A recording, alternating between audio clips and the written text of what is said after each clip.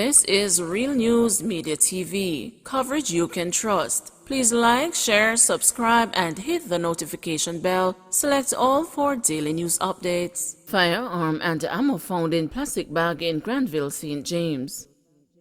One Smith & Wesson .45 pistol with a magazine containing 8.45 rounds of ammunition was seized during a joint police-military operation in Tucker, Granville, St. James on Monday, May 9.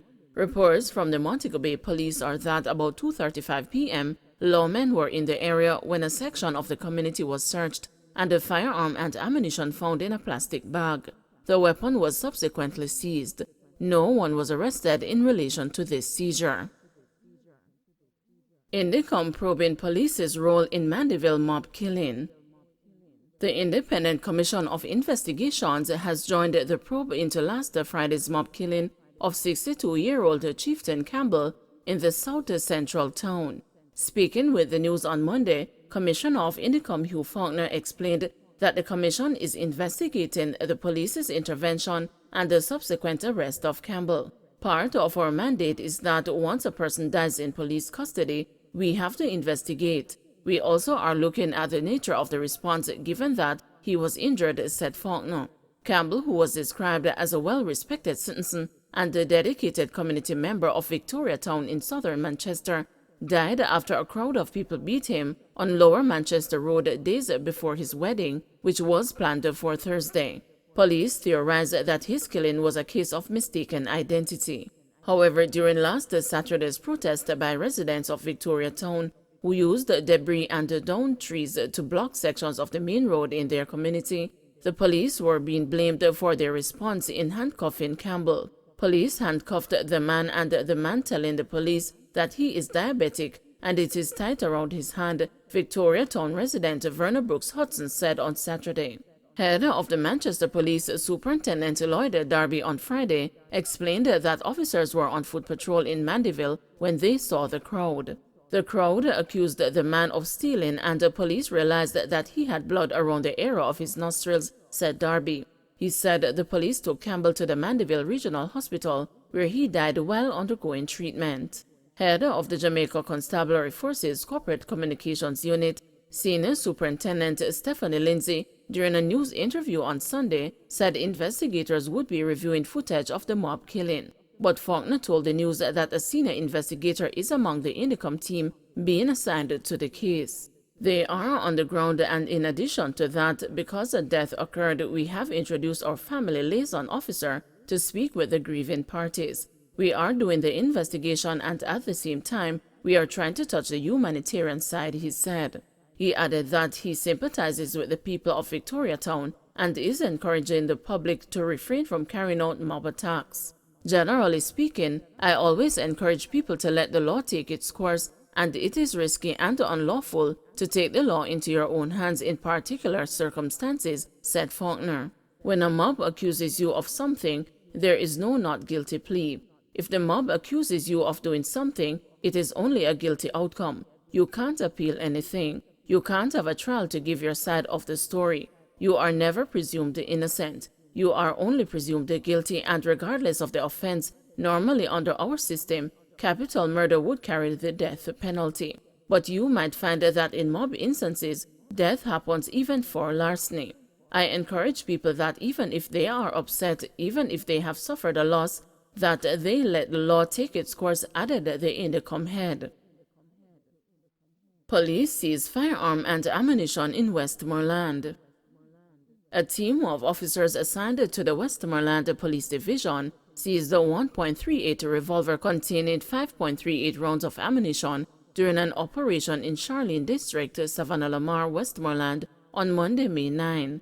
Reports from the Savannah-Lamar Police are that about 9:20 p.m., lawmen were in the area when an area near a shop was searched and the firearm was found among debris.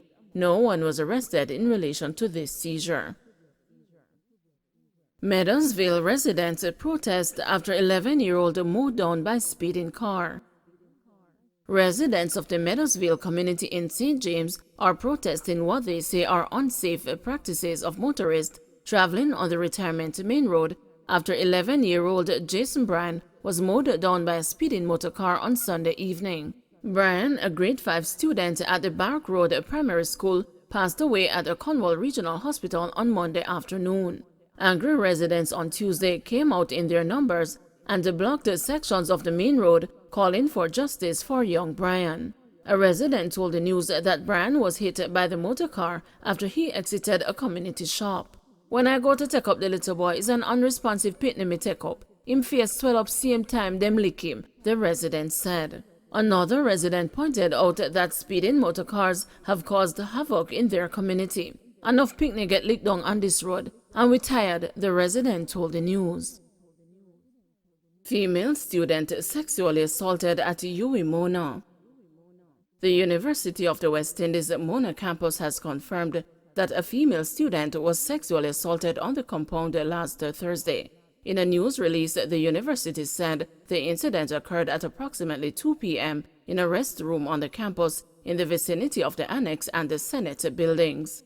The incident was immediately reported to the Jamaica Constabulary Force, and a team was deployed to the campus to investigate, the university said, noting that it takes the matter very seriously and is providing all the relevant assistance to the police to apprehend the perpetrator.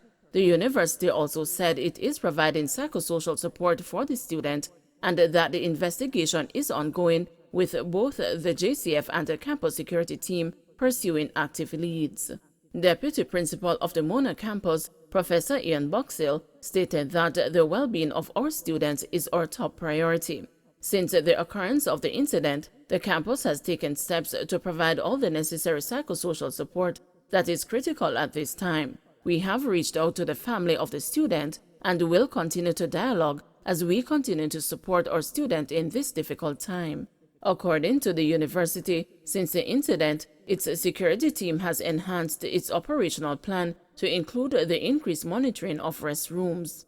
Restrooms that are in extremely remote locations will be kept closed until further notice as the team reviews the monitoring process, the university said. It added that there will be increased vigilance related to persons loitering on campus, with those found to be loitering subjected to greater levels of interrogation by the security team. Additionally, plans are underway to expedite the installation of additional surveillance cameras and panic alarms in more areas on campus, the university said. Students, staff, and visitors to the campus are encouraged to continue to assist the security team by reporting any persons behaving suspiciously or those who appear to be loitering on campus. The Mona campus community is being reminded that the security team is there to keep our community safe, and we ask that members alert them in instances where there are situations of concern, the university said. 2 senior administrators quit Health Ministry. The Dr. Christopher Tufton-led Ministry of Health and Wellness has been hit by the resignation of at least 2 senior administrators, as reports have surfaced of discord among some health personnel about the approach taken to the day-to-day running of the ministry by some high-ranking technocrats. The news understands that Acting Director Emergency Medical Services, Dr. Cordell Espinosa Campbell, has resigned and spent her final day on the job a few days ago. Dr. Espinosa Campbell is a respected medical doctor and health administrator who's been an acting director at the Health Ministry for approximately 3 years. It is understood that Dr. Espinosa Campbell resigned after moves to confirm her in the post were allegedly blocked by a senior technocrat in the ministry. In the meantime, the news sources say the acting director of the National Laboratory Services, Dr. Michelle Hamilton, has also resigned. Dr. Hamilton is tipped to take up a post at a regional public health agency in July. Public health inspectors upset over government compensation offer.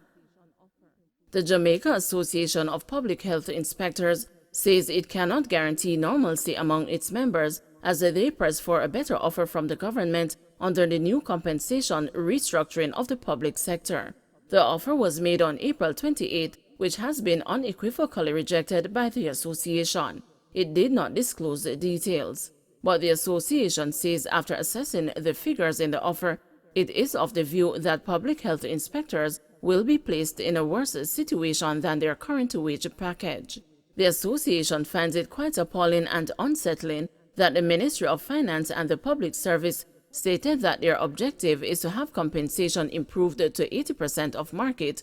However, the offer received is disrespectful to the value of public health inspectors and is below our current wage package, a spokesperson said in a statement today. Furthermore, the Ministry of Finance and the Public Service proposed to discontinue numerous benefits accessible to public sector workers, which compounded the frustration of workers in this current economic environment. It is ascertain that this is contrary to the slogan echoed by the Minister of Finance and the Public Service, Dr. Nigel Clark, that no one will be worse off. The Ministry of Finance and the Public Service is very strategic in its utterances, and we consider this approach deliberate and crafty, resulting in a growing impatience and mistrust towards the Ministry of Finance and the Public Service, said the spokesperson.